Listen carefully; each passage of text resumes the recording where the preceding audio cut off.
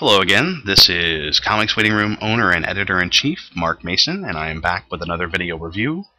This time around I have 3 new issue number 1s from Dynamite Entertainment. They are at www.dynamiteentertainment.com.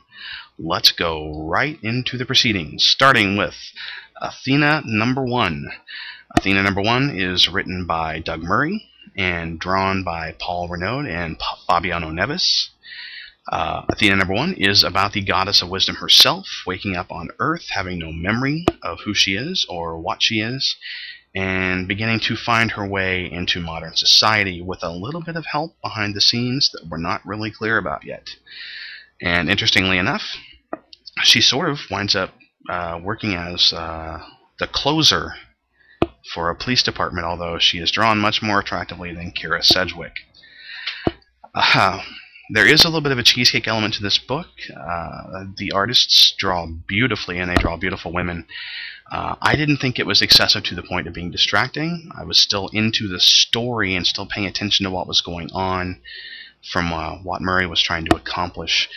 So overall, it presents an interesting mystery as to why she is here and why she woke up with no memory and what she can and cannot do. I will say that there is a flip book, Athena Obama, on the back of number 1, and the less said about that, the better. It is of no use. It exploits the Obama phenomenon in comics, and it's just not good.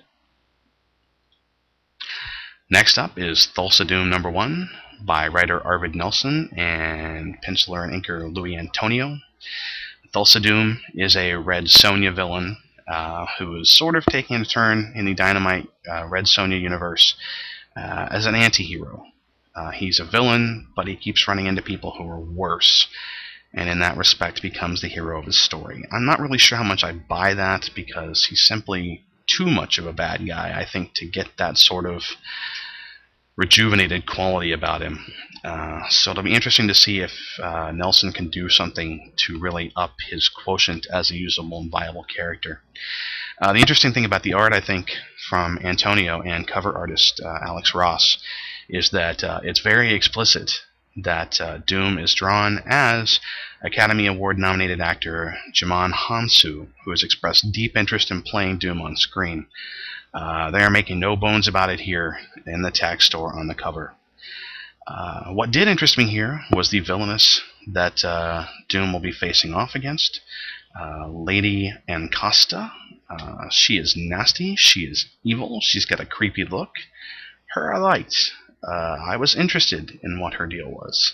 Doom not so much, which has sort of been consistent through all of the appearances of the character that I've seen. And finally, the most controversial book of the year from Dynamite Entertainment, even more so than Ash Saves Obama, Galactica 1980 number 1 by writer Mark Guggenheim and artist Cesar Razek.